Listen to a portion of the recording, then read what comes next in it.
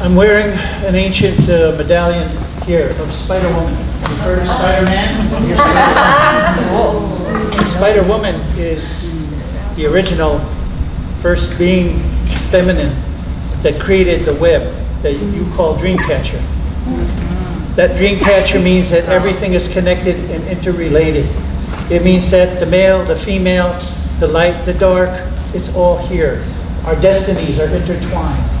Our lives are intertwined. The elements of fire, air, water, and earth are intertwined. The past, present, future intertwined. All things are connected and interrelated in the circle of life, in the web of life. We call it Hilis Hoya. Hilis means medicine. Hoya means circle or wheel. So in that Hilis Hoya, all things are related. And it was Aklunwa Hokti, the spider woman, who brought this medicine to the people. She was directed by Creator, who said, you carry the sun on your back, and with your 8 legs, you protect each one of the planets in our system.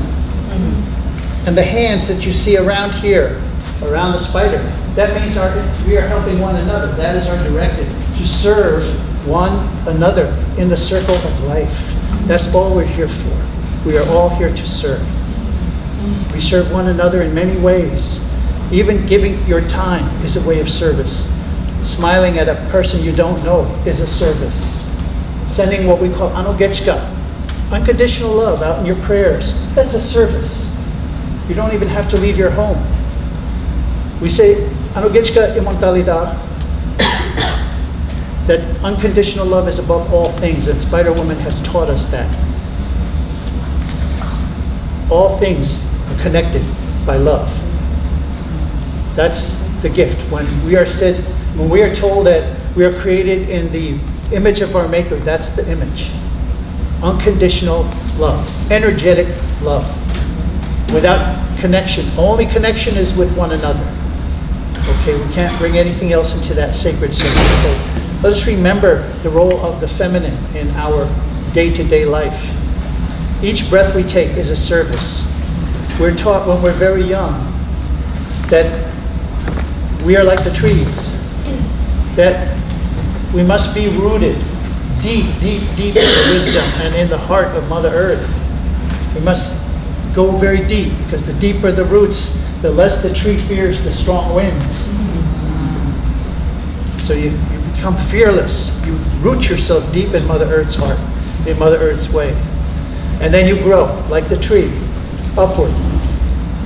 And you expand yourself. You receive all that energy from the Creator Father. So there's balance in all things. That's why we use the circle, because the circle, there's no hierarchy in the circle. Everything is equal. In the web of life, the ant is equal to the great blue whale, is equal to the human being, is equal to all other things. So this is why we use the circle, because nobody's at the top and nobody's at the bottom. We're all part of the circle, equally. So to make sure that before I say the prayer, I want to tell you a quick story. Benjamin Hawkins, late 1700s, he was the Indian agent for Thomas Jefferson. He was the president of this country. Interestingly enough, they sent him to the Creek people. They sent him to our tribe. They said, go hang out with the Muskogees for a year. See what they're up to, because we don't trust any Indians. We don't know, they might be getting ready to take us over. There's just a few colonial people and many, many natives. Muskogees welcomed him in. That's our way. That's the Indian way. Welcomed him in. He lived among us. He learned our language. And then he watched us. He observed us. He spied on us. But he observed something very important, and I want to share that with you. You might not read this in history books. This is oral tradition. We remember as far back. We don't have the memory of the stone nations, but we have a good memory. So one day he's watching, and day after day he's watching the mothers and the women. They're in the fields picking all the vegetables and things. They're preparing the meals. They're watching the children. They're picking berries in the forest. They're bringing water from the river. The men are under the trees smoking their pipes, straightening their arrows, and polishing their flintlock rifles. Now this goes on for months. Benjamin Hawkins gets very upset. What is this?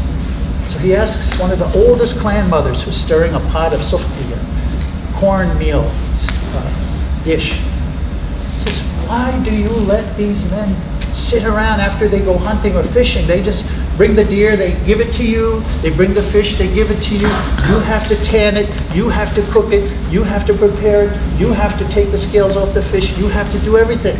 You have to watch the children, take care of the agriculture, do everything while they sit under the tree. Why do you let them do this? And her answer was this, remember this. We do it because we want things done right. That's why they kept that balance, because they knew that if you put a man in charge of cooking, or children, or the agriculture, they might not get it. But the women are close to the earth, and so they traditionally watch the children the way that they watch the corn grow. They watch it from the seed to the sprout, to the initial plant, to when the plant bears fruit, every step of the way. And that ensures that connection that Spider-Woman put in place at the beginning. Everything must be connected. What we eat, who we raise, how we raise them, how we make our life, how we create our life. That's Yichida, that's our power. That's in our realm and scope of power as men and women, but mostly as women. I was raised by my grandmother, a traditional grandmother, and I was raised by my mom. They were very different people, but they both agreed on certain things. My dad was very quiet. He just sort of was back there. He kind of like, he was the GPS, but he was not the one that instructed me. So I want to give thanks this morning to the East. We call Lame Chusosa. The element is fire, and we thank the fire that is in all things, in the heart of Mother Earth. In the sky is the sun, and in our hearts. Where do you think you get that 98.6 temperature from? It's your fire. It's your fire, your sacred fire. It connects us to above, to below, to within. And so we give thanks to the East, to the first sunrise, to where the fire begins, where we all begin, as seeds, as babies, as infants. And then we move to the south, and we give thanks. They go, we give thanks to the red waters of the south, the blood in the water that exists in the man and the woman, but mostly the woman who has a relationship with the earth and with the fertility of the earth and the fertility and the growth of things. Her water, her blood is most important.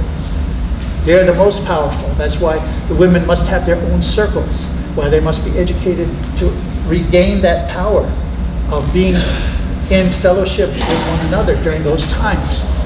In this modern day, a lot of people have forgotten the values of the women joining together at certain times of the month and the year to do these ceremonies. So it's important for us to remember, to regain that power. That's your power. That's your birthright. You must use it. You must have it. You must be aware of it. That's where we see all the potential to sprout. We went through that. All of us here went through seed and sprout. And then we go to the west.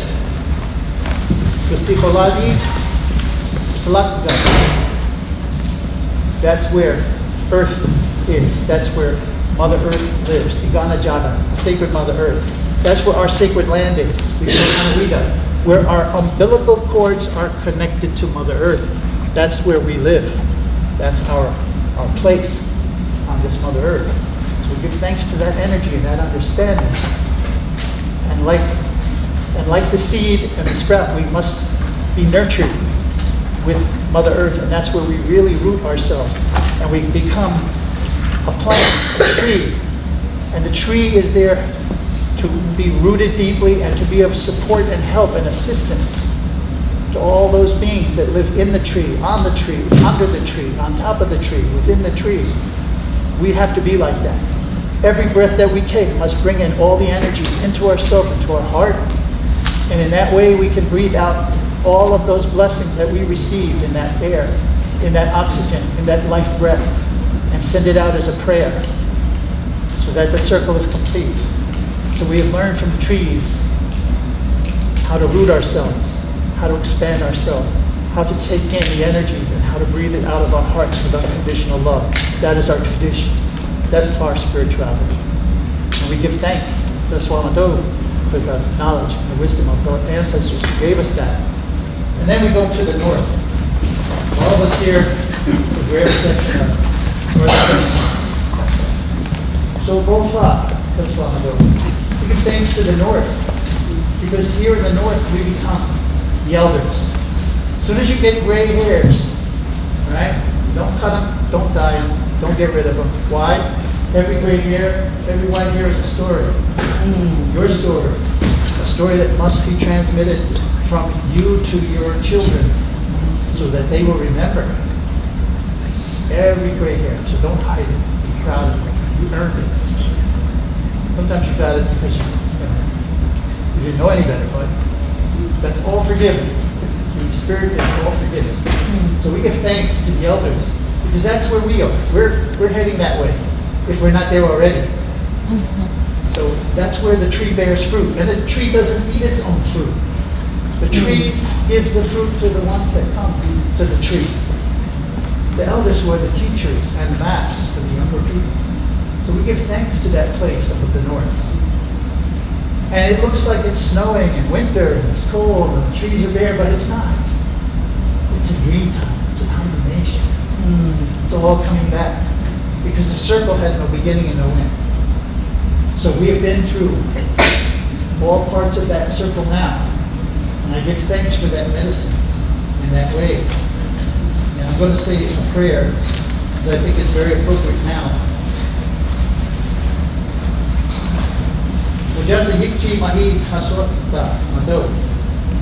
We say that the fire that burns within all things is sacred. And so we give it thanks. We give thanks to the life breath, to the air. We were for the oiwa. We give thanks to all the waters that bubble and flow around us. We give thanks to Mother Earth and how she holds us all steady in our path. We give thanks to the ancestors for all the wisdom that they have given us, that we are learning and holding for the future. And last but not least, we say, any moment,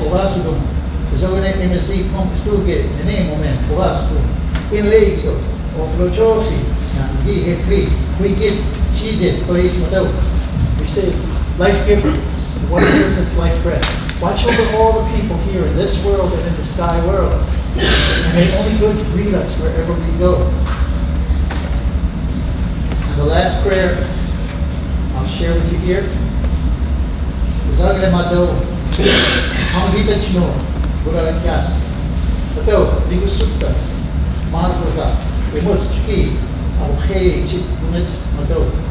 thank you, Life Giver, for listening to those prayers that our mothers and our grandmothers made long ago. So we are here because of them. And for that we give thanks. Most important word in our language is mado. It means to give thanks. I give thanks. We give thanks. Mado. Mado. And so, thank you, Mado. Thank you for listening. Thank you for allowing me to be here. Blessing on the circles.